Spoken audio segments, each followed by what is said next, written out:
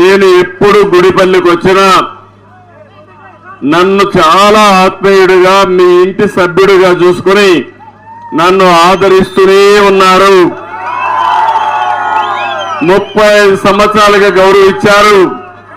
మళ్లీ రేపు ఎన్నికలకు వస్తా ఉంటే మీరు ఏమాత్రం భయపడవలసిన అవసరం లేదు. మేము మీ వెంటేనని మరొక్కసారి మీరందరూ కూడా స్వాగతం పలికే పరిస్థితికి వచ్చారు. నేను ఎప్పుడూ మర్చిపోలేను. ఇప్పటికి 35 ఏళ్ళు అయింది. మళ్లీ ఎలక్షన్కి వస్తున్నాం. నేను ఎప్పుడూ చెప్పాను, నాకు కుప్పం నా సొంత గ్రామం లాంటిది, నా సొంత కుటుంబం లాంటిది. అందులో గుడిపల్లి ఎప్పుడు కూడా దీనికి గుండెకాయ లాంటిది. ఒకప్పుడు 90%, 95% ఓట్లన్నీ మనకే పడేటివి. ఇప్పుడు కూడా నాకేమాత్రం అనుమానం లేదు, రేపు జరిగే ఎన్నికల్లో 1,00,000 ఓట్ల మెజారిటీ లక్ష్యంగా మనం ముందుకు పోతున్నాం. ఆ 1,00,000 ఓట్ల మెజారిటీ రావాలంటే గుండెకాయ లాంటి గుడిపల్లిలో మొత్తం ఓట్లు మనకే పడాలి. ఈరోజు నేను వచ్చింది నేనేదో ముఖ్యమంత్రి కావడానికి కాదు, మళ్ళీ కుప్పం ఎమ్మెల్యే అనిపించుకోవడానికి కాదు. ఒకటే నేను మిమ్మల్ని అందరినీ కోరుతున్నా, 5 సంవత్సరాల పరిపాలన మీరు చూశారు, తెలుగుదేశం పార్టీ పాలన మీరు చూశారు. నాలాంటి వాడికి మాజీ ముఖ్యమంత్రిని రాష్ట్రంలో అందరికంటే ఎక్కువ సమయం నేనే ముఖ్యమంత్రి మీ అందరి దయ వల్ల.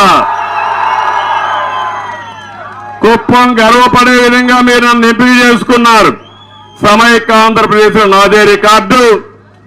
మళ్ళీ ఇప్పుడు కూడా అపోజిషన్ లీడర్గా ముఖ్యమంత్రిగా ఇక్కడ కూడా నవ్య ఆంధ్రప్రదేశ్ లో ఉన్నాం. కానీ ఒక్క విషయం మీరు గుర్తుపెట్టుకోండి, నాలాంటి వాడికి రక్షణ లేదంటే తమ్ముళ్ళు మీరు ఒక లెక్క అని మిమ్మల్ని అడుగుతున్నా. ఏంటి అరాచకం, ఏంటి ఈ యొక్క నియంతృత్వం, ఏంటి అహంకారం అని అడుగుతున్నా. మిమ్మల్ని ఇంత అహంకారం పనికొస్తుందా తమ్ముళ్ళు అని మిమ్మల్ని అడుగుతున్నా. దారిలో వస్తా అంటున్నారు, సార్ కుప్పంలో కూడా రౌడీజం పెరిగిపోయింది సార్, మీరే చూసుకోవాలంటున్నారు. నేను ఒకటే చెప్తున్నా, వైఎస్ఆర్ కాంగ్రెస్ పార్టీ సినిమా అయిపోయింది. 100 రోజులే. ఇప్పటికే 100 కంటే ఎక్కువ తప్పులు చేశారు. మిడిసి పడద్దండి.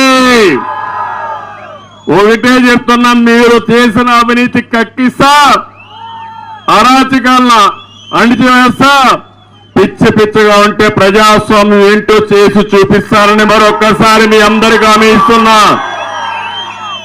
ఇక్కడే మా పోలీసు సోదరులందరూ ఉన్నారు, మీకు కూడా నేనే దిక్కు గుర్తుపెట్టుకోవాలి. మీరు కూడా 5 ఏళ్ళు అయింది, మీకు కూడా ఏమీ చేయలే. వాళ్ళు మీ దగ్గర తప్పుల పనులు తప్ప అవరా కదా తమ్ముళ్ళు? కానీ మీరు కూడా మనసు చంపుకొని పనిచేశారు. కానీ నేను ఒకటే అంటున్నా, మీ పిల్లలు రాష్ట్రంలో ఉండే ప్రజలకు న్యాయం జరగాలంటే పోలీసు వ్యవస్థ కూడా మారాలి కాదు, ప్రజాస్వామ్యాన్ని కాపాడడానికి మీరు ముందుకు రావాలి. రాకపోతే మిమ్మల్ని కూడా ఒకరిద్దరు ఉంటే వాళ్ళ దగ్గర కూడా ప్రజాస్వామ్య పద్ధతి ప్రకారం పని చేయించే బాధ్యత తీసుకుంటే అయిపోయింది ప్రభుత్వం పని.